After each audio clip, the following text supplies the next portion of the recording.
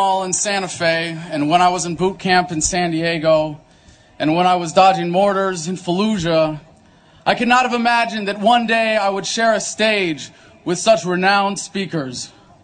But to march shoulder to shoulder and to stand in solidarity with you is a far greater honor.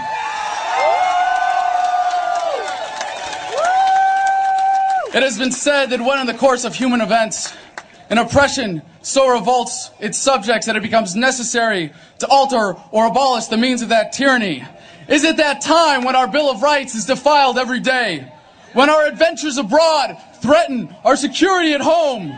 When the Federal Reserve keeps our free nation enslaved by debt? When the people of the world tremble under the thumb of corporate imperialism? And now, our nation is drifting dangerously from freedom to fascism. So I have to ask, is it time?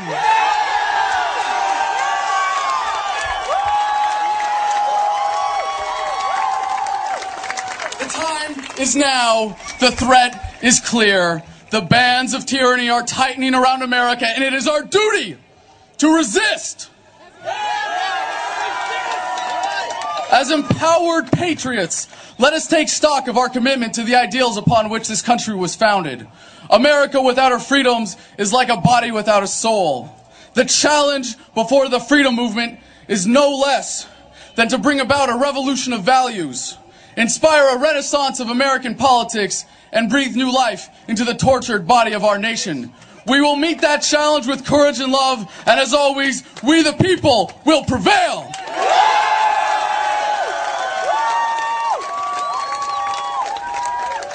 To rally the troops of the Revolutionary Army in the winter of 1776, Thomas Paine said, "These are the times that try men's souls. The summer soldier and the sunshine patriot will, in this crisis, shrink from the service of their country. But he that stands by it now deserves the love and thanks of man and woman. Tyranny, like hell, is not easily conquered." As Iraq veterans against the war, we are resisting an occupation we once risked our lives for. We swore to support and defend the Constitution of the United States of America, but we found out the hard way that the greatest enemies of the Constitution are not to be found in the sands of some far-off land, but rather right here at home.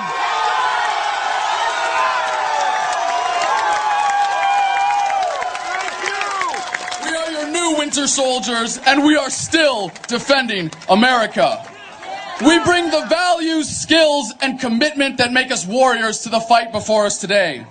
We are working to end the war by strategically withdrawing our material support and inspiring others to do the same. By advocating for veterans, we are empowering soldiers to become successful civilians.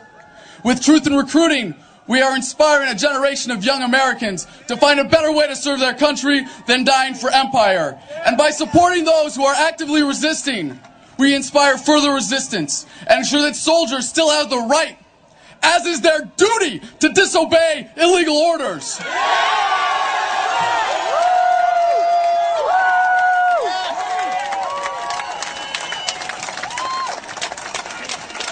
During the siege of Fallujah, a young lance corporal was shot through the side of his flak jacket in a firefight to the west of the city. The bullet hit an artery near his spine. My team was called to help get him to the field hospital at Camp Decotum. He was in a stretcher in the Humvee in front of me, and I watched as the corpsman treated the external wounds in a frightened, hurried panic as the dust from the hot road swirled around us. When we got there, I carried him in as he moaned and writhed in pain, barely conscious. He flailed his arm off the stretcher, and I put it back by his side, and I told him, "Don't worry, you made it. You're going to be okay." But he died only minutes later from the internal bleeding. I have to live with that memory every day, but I have learned from it. I will not tell you that the Band-Aids applied by Democrats and Republicans will heal us. I will not pretend that everything is just going to be okay while we are bled dry by tyrants. And if it takes the last full measure of devotion, I will not allow the same fate to befall this country.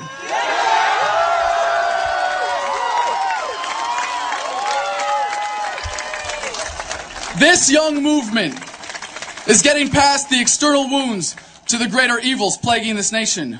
We know that the greatest threat to American security is the current corruption of our government.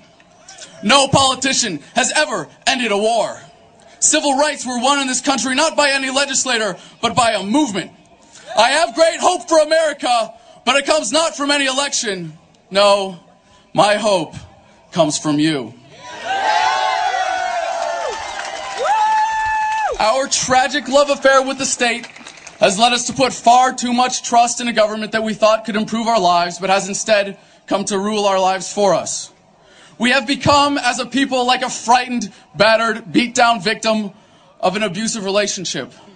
A servile, unquestioning, obedient people will always produce tyrants. We must, as a nation, once again, embrace defiance, rebellion, and resistance.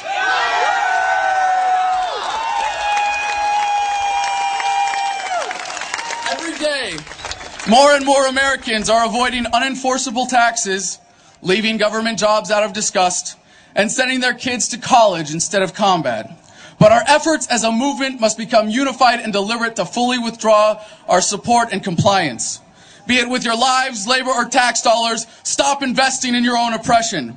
Guard your communities from the police state. Don't waste a single vote or a single dollar on the two-party system. Do not be content merely to grumble and to march while they are using fear, force, and violence as weapons of oppression. We must embrace the opportunity to resist civilly while we still can.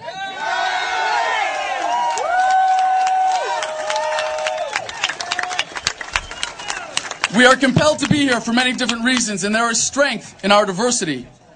As within Iraq Veterans Against the War and Veterans for Peace, we don't need to be uniform to be unified. Take a look at the thoughtful, passionate people that surround you on this field and throughout this country. Do not leave here today without meeting a new brother or sister in the struggle. Take with you the inspiration to share your passion with someone who does not know they are yet part of our movement. Seek out where you can be most effective in the cause of liberty.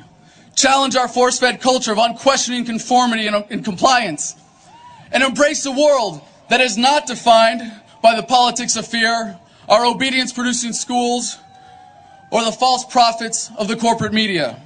As we have been awakened, we must stir the sleeping masses. As the forces of oppression are diligent, so must we toil. As they are committed, we must surpass them. As they step up their efforts, we must rise up to defeat them as a unified movement.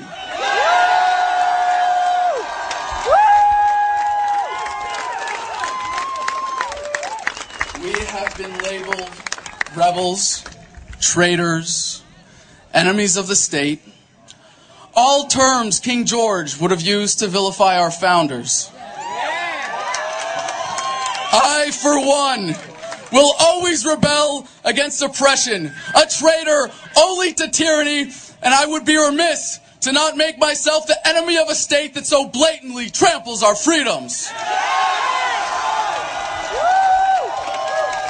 American values have been nearly vanquished by consumerism, militarism, and authoritarianism. Yellow ribbons and lapel pins will not save this country.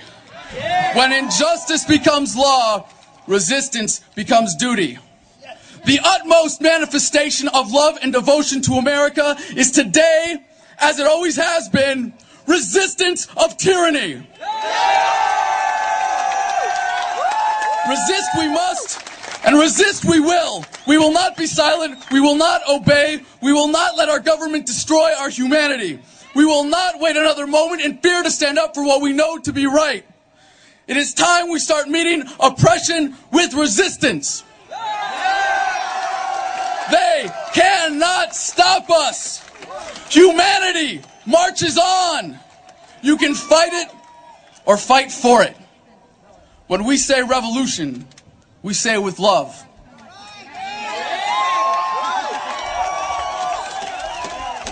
As we march onward from this place where we have pledged to each other our lives, our fortunes, and our sacred honor, let us embrace the struggle, cherish the fight, and live in that love.